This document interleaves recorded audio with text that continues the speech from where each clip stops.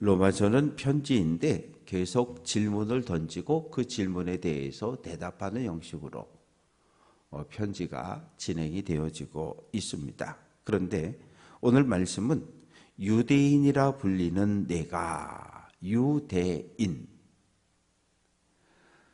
야곱의 12아들 가운데 네 번째 아들의 이름이 유다입니다. 하나님을 찬양하다, 그런 의미예요. 그런데 유다의 이름이, 개인의 이름이 한 나라의 이름으로 바뀝니다. 언제요?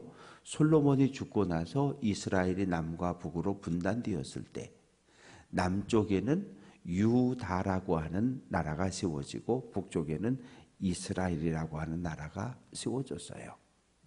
그러다가 모두 하나님의 말씀에 불순종해 버립니다. 북이스라엘은 주전 722년 아수르 제국, 오늘날의 터키, 이 나라에 의해서 멸망을 당했고, 북남유다는 바벨론, 오늘날의 이라크에 의해서 멸망을 당해버립니다. 그리고 전부 포로로 끌려가 버렸어요. 바벨론 사람들이 남유다에서 끌려온 사람들을 가리켜 유다 사람들, 유다 놈들, 이렇게 하다가 유대인이라고 부르기 시작한 거예요. 그러니까 어찌 보면 조롱입니다. 하나님을 믿는다고 자랑했던 저 유다인들이 우리가 믿는, 바벨론이 믿는 마르독 신과 남유다 사람들이 믿는 하나님이 전쟁을 했는데 하나님이 졌다는 거예요. 마르독이 이겼다는 거예요. 그래서 너희가 지금 포로로 끌려왔다는 거예요. 그래서 유다인들 하다가 유대인이라고 부르기 시작을 했습니다. 유대인이라고 하는 말 속에는 조롱과 비웃음이 담겨 있어요. 저 사람들이 믿는 신이 얼마나 힘이 없으면 이 바벨론의 신 마르독에 의해서 져서 끌려왔겠느냐. 그러며 개종을 강요하기 시작합니다. 하나님 버리고 우리가 믿는 마르독을 너희도 믿어. 강제로 개종을 강요하고, 그래서 바벨론의 포로로 끌려가 보니까 예루살렘보다 어마어마하게 크죠. 예루살렘 성전은 조그만데 마르독 신전은 엄청나게 크죠. 그래서 정말 하나님을 버리고 마르독을 믿는 사람들로 개종한 사람들도 생겨났습니다. 그러다가 이제 이 바벨론 제국이 고레스가 이끄는 바사 제국, 오늘날 이란에 의해서 멸망을 당합니다. 이란과 이라크가 오늘날 관계가 좋지 않은데 이거는 이미 역사 속에서 바벨론을 멸망시킨 나라가 바사, 이란이기 때문에도 그래요. 바사 제국이 헬라 제국, 알렉산더 대왕이 이끄는 헬라 제국에 의해서 멸망당했고, 그런데 알렉산더 대왕이 인도 정벌에 나갔다가 그만 33살에 죽어요. 말라리아에 걸려서. 아들은 10살밖에 되지 않았고, 그래서 어마어마한 헬라 제국이 네 나라로 쪼개지게 되는데, 이 가나안 땅에 영향을 미쳤던 수리아를 중심으로 한 셀루쿠스 왕 제국이 이 유대를 통치하다가 어떤 사건이 벌어지냐 하면 주전 164년 이 어간에 에피파네스 4세라고 하는 왕이 등극을 하게 되는데, 아주 이 유대교 신앙을 없애려고 하는, 유대인들의 신앙을 말살시키려고 하는 그런 생각을 가지고 있었어요. 그래서 성전에 제우스 신전을 만들어 놓고 신상을 세우고, 그리고 로마 신들에게 돼지고기를 바쳤으니까 돼지를 도살해서 성문에 걸어놓고 절하는 사람만 들어가게 만들었어요. 그러니까 참다 못한 유대인들이 폭동을 일으켰고, 그래서 주전 167년부터 160년 어간, 140년 어간까지 계속 전쟁을 벌이고, 그러다 결국 주전 142년에 마카비 왕조라고 하는 왕조가 세워지게 되고 헬라 제국을 쫓아내버립니다. 이 마카비 왕조에서부터 유대인이라고 하는 이 단어를 이제 이 가나안 땅에 사는 우리는 유대인으로 하자, 이걸 받아들여서 그 이후부터는 유대인이라고 하는 단어가 이스라엘 사회에 자리를 잡게 되었습니다. 이 유대인은 늘 뭘 자랑했냐 하면, 첫째는 율법을 가지고 있다는 거예요. 두 번째는 하나님의 선택을 받았다는 거예요. 율법을 가졌고 하나님의 선택을 받았으니 우리는 무조건 천국 간다는 거예요. 무조건 하나님의 나라에 들어간다고 자랑을 했습니다. 그래서 율법을 받았고 하나님을 자랑하고, 그리고 세 번째는 18절에 율법의 교훈을 받아 하나님의 뜻을 알고 지극히 선한 것을 분간하고, 이 네 가지 놀라운 축복이 그들에게 주어졌습니다. 이방인들은 모르지만 우리는 하나님의 뜻을 안다는 거예요. 그런데 문제는 뭐냐 하면, 하나님의 거룩한 백성이 되고 율법을 가졌고 하나님의 뜻을 알면 뭐하라고 율법을 주신 거예요? 아브라함을 통해서 너를 열국의 아비라, 모세를 통해서 이스라엘 땅에 거룩한 나라가 세워지고 온 열국에게 하나님의 말씀이 전파되어져서 전 세계 모든 사람이 구원 얻는 것이 하나님의 뜻이었는데, 유대인들은 이것을 감당하지 못한 거예요. 그래서 19절 20절 말씀을 보면, 맹인의 길을 인도하고 어둠에 있는 자의 빛이고, 그리고 20절 어리석은 자의 교사가 되고 어린아이의 선생이 되어 주어야 하는데 이 역할을 감당하지 못했다는 거예요. 맹인의 길, 여기서 맹인은 시각장애인인데 누구냐 하면 이방인들을 이야기하는 거예요. 율법을 알지 못해서 어떤 인생을 살아야 될지를 어둠 속에서 헤매는 사람들을 인도해 주어야 하고, 어둠에 있는 사람들을 빛으로 인도해야 하고, 교사의 역할을 감당하고 선생의 역할을 감당해야 될 너희가 율법을 받았음을 자랑하면서 율법대로 살지 않았음을 사도 바울은 책망하고 있는 거예요. 그러면서 구체적으로 21절부터 24절까지 말씀해 보면, 다른 사람을 가르치는 내가 내 자신은 가르치지 아니하느냐? 다른 사람은 왜 말씀을 지키지 않느냐? 하나님의 말씀은 이건데 왜 그렇게 살지 않느냐고 자꾸 지적질하고 판단하면서, 정작 너는 내 자신은 왜 율법의 가르침을 따르지 않느냐며 책망하는 거예요. 그러면서 구체적으로 너 다른 사람들한테 도둑질하지 말라고 가르치면서 너는 왜 도둑질하면서 사느냐라고 책망을 하고, 22절 간음하지 말라고 책망하면서 너는 왜 뒤에서 간음하는 삶을 살아가느냐. 여기서 간음이라고 하는 건 육체적인 간음일 수도 있지만 두 번째는 종교적 신앙적인 간음을 포함하고 있습니다. 하나님을 믿는다고 하면서 너는 왜 다른 신들을, 이방의 신들을, 그리스, 로마, 헬라의 신들을 너는 왜 따르고 있느냐라고 책망을 하고 있습니다. 우상을 가증히 여기는 내가 신전의 물건을 도둑질하느냐라고 책망을 하고 있습니다. 그래서 어떤 일이 벌어졌냐 하면 24절, 23절 말씀 보면, 율법을 자랑하는 내가 율법을 범함으로 하나님을 욕되게 하느냐. 율법을 지켜 행하며 살아야 될 내가 율법을 지켜 행하지 않는 것, 그것은 결국 하나님을 욕되게 하는 거라는 거예요. 나는 하나님의 거룩한 자녀입니다. 나는 신실한 믿음의 사람입니다. 그렇게 말은 하는데 뒤에서 딴짓하고 다니는 거죠. 악을 행하고 죄짓고 사는 거죠. 그런 모습들을 지금 바울이 책망하고 있습니다. 그래서 23절 하나님을 욕되게 하고, 24절 하나님의 이름이 너희 때문에 이방인 중에서 모독을 받는다.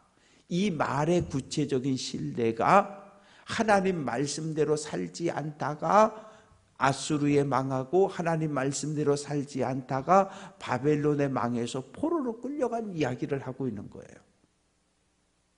하나님께서 애굽에 살고 있던 야곱의 후손들을 끌어내서 탈출시켜서 가나안 땅에 거룩한 나라, 하나님의 말씀의 다스림을 받는 거룩한 나라가 세워지는 것을 하나님께서 기대하셨는데 꼴랑 몇 년, 다윗 때, 그리고 솔로몬 왕 초기 때 하나님 말씀에 순종하는 삶을 살다가 그 다음부터 타락한 삶을 살았기 때문에 분단이 되어지고 남도 북도 결국 다 이방에 망하고 이스라엘이라는 나라가, 하나님이 세워준 이스라엘이라고 하는 나라가 역사 속에서 사라져버린 거예요. 그래서 이후의 역사도 살펴보면 주전 66년 로마의 1차 독립전쟁을 일으켰다가 쫓겨납니다. 예루살렘 성전은 파괴됐고요. 유대인들이 간곡히 로마 황제에게 부탁해서 1년에 3번 절기를 지킬 때 유월절과 장막절과 초막절 1년에 딱 3번만 성전에 들어오는 것을 허락해 줬는데 주후 132년에 2차 독립전쟁을 또 일으켜요. 그래서 로마 황제가 화가 나가지고 유대 땅에 유대인들이 살지 못하도록 전 세계로 흩어버립니다. 그때부터 주후 135년 이후부터 이 유대 땅, 가나안 땅에는 유대인이 살 수 없는 땅이 될 거예요. 그때부터 블레셋 쪽 민족과 주변의 민족들, 팔레스타인이라고 하는 그 사람들이 2000년 동안 들어와서 살고 있다가 1948년에 이스라엘이라는 나라가 건국이 되고 또 오늘 이렇게 계속 싸움을 하고 있는 겁니다. 그래서 하나님의 이름이 이방인 중에서 모독을 받는다는 얘기는 구체적으로 역사 속에서 실현되어진 이야기들을 하고 있는 거예요. 이 말씀을 오늘 우리의 삶에 그대로 대입을 하면 우리가 하나님 백성을 이야기하면서 성도라고 이야기하면서 하나님 말씀대로 거룩한 삶을 살아내지 못하면 하나님을 믿지 않는 사람들, 교회를 모르는 이웃들이 우리를 향해서 손가락질한다는 거죠.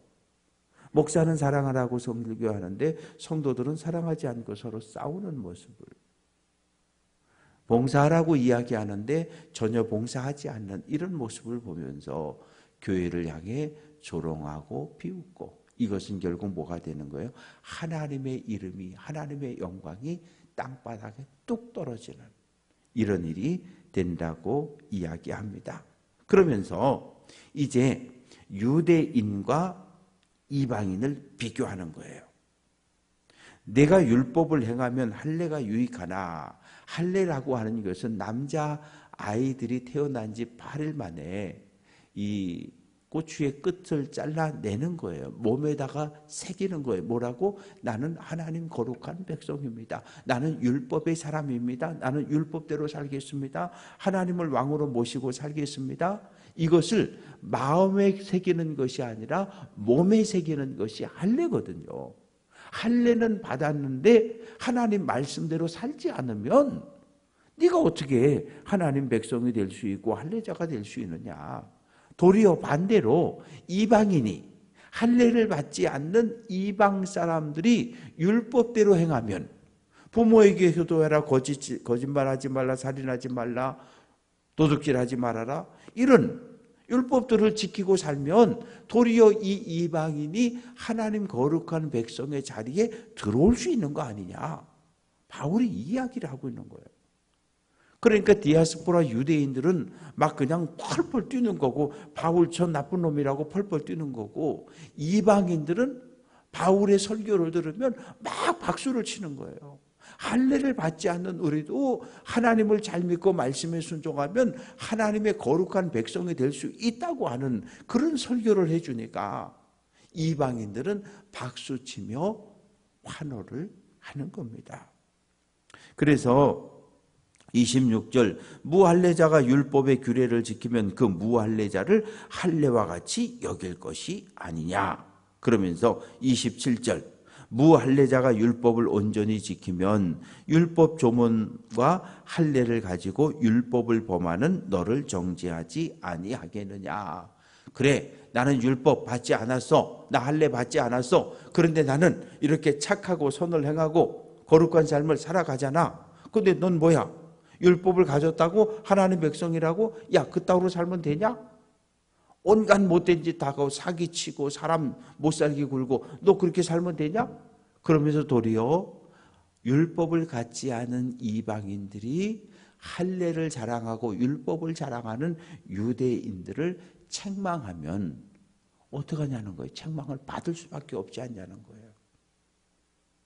그러면서 28절 29절에서 표면적 유대인이라고 하는 것은 태어난 지 8일 만에 할례를 받은 것, 이것을 몸에 육체에 새긴 할례라고 이야기하는데 그거 중요한 거 아니라는 거예요. 정말 중요한 것은 29절 오직 이면적 유대인이 유대인이며 할례는 마음에 알지라.